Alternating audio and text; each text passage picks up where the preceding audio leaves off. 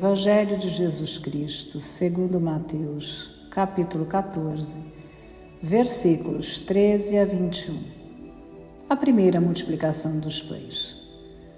Naquele tempo, quando soube da morte de João Batista, Jesus partiu e foi de barco para um lugar deserto e afastado. Mas quando as multidões souberam disso, saíram das cidades e o seguiram a pé. Ao sair da barca, Jesus viu uma grande multidão. Encheu-se de compaixão por eles e curou os que estavam doentes. Ao entardecer, os discípulos aproximaram-se de Jesus e disseram: Este lugar é deserto e a hora já está adiantada. Despede as multidões para que possam ir aos povoados comprar comida. Jesus, porém, lhes disse: Eles não precisam ir embora. Dai-lhes vós mesmos de comer. Os discípulos responderam: Só temos aqui 5 pães e 2 peixes. Jesus disse: Trazei-os aqui. Jesus mandou que as multidões se sentassem na grama. Então, pegou os 5 pães e os 2 peixes, ergueu os olhos para o céu e pronunciou a bênção. Em seguida, partiu os pães e os deu aos seus discípulos. Os discípulos os distribuíram às multidões. Todos comeram e ficaram satisfeitos, e dos pedaços que sobraram, recolheram ainda 12 cestos cheios. E os que haviam comido eram mais ou menos 5.000 homens, sem contar mulheres e crianças. Palavra da salvação. Glória a vós, Senhor. Jesus, porém, lhes disse: Eles não precisam ir embora.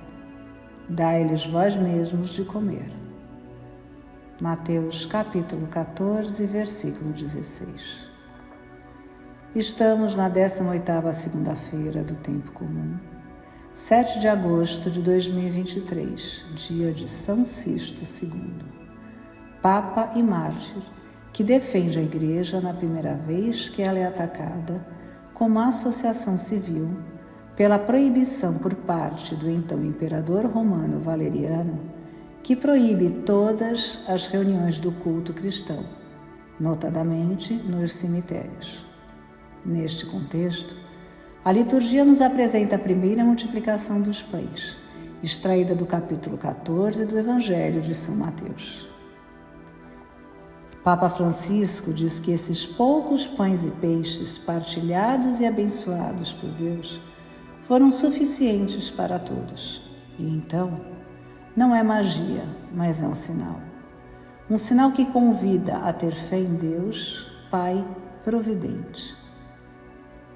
Jesus pede os 2 peixes e 5 pães, pronuncia a bênção, parte os pães e os entrega aos discípulos que os distribuem à multidão.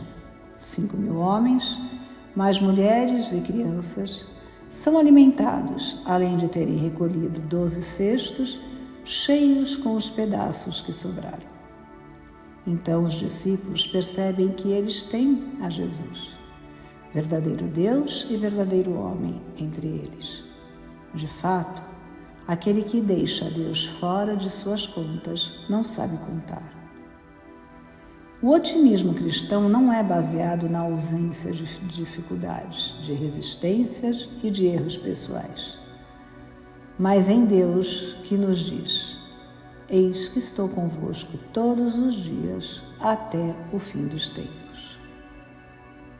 A Sagrada Comunhão do Corpo e Sangue de Cristo aumenta a união do comungante com o Senhor, perdoa-lhe os pecados veniais e preserva-o dos pecados graves.